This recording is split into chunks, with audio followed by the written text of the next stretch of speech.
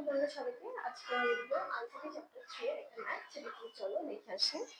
128.375 base কি 10, মানে কি দশমিক থেকে কিছু রূপান্তর করবো, অক্টালে রূপান্তর করবো।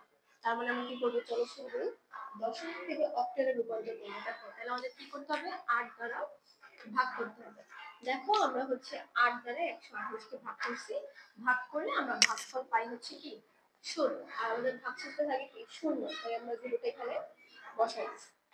আবার এই 16 কে 8 দ্বারা ভাগ করলে আমরা ভাগফল পাই কি 2, আর ভাগশেষ হচ্ছে 0। আবার যদি আমরা এই 8 কে 2 দ্বারা ভাগ করি, আমরা ভাগফল কত পাবো 16 পাবো, আর ভাগশেষ পাবো হচ্ছে 2। দেখো আমরা লিখছি, ঠিক আছে, তাহলে আমরা কত পেলাম 2 0 0। তো এইটা আমরা লেখার ক্ষেত্রে আমরা কিভাবে লিখবো, নিচ থেকে উপরের দিকে। দেখো এই যে আমি লিখছি নিচ থেকে উপরের দিকে।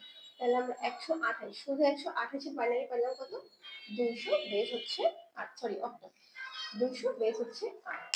এইবার দেখো দশমিকের পরে মানে ভগ্নাংশ, এই জিনিসটা কি হচ্ছে আমরা দুটো ভাগে করছি, একটা হচ্ছে পূর্ণ সংখ্যা আর একটা হচ্ছে ভগ্নাংশটা।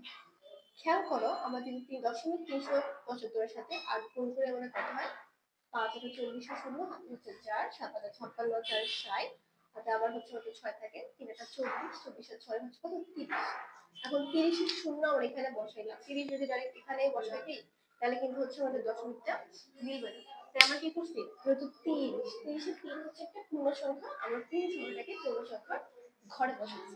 ঘরে বসানোর পরে আমরা দশমিকটা এসে কোথায় দিচ্ছি, দশমিক 0 ঠিক আছে, এটা হচ্ছে আমরা পাইছি।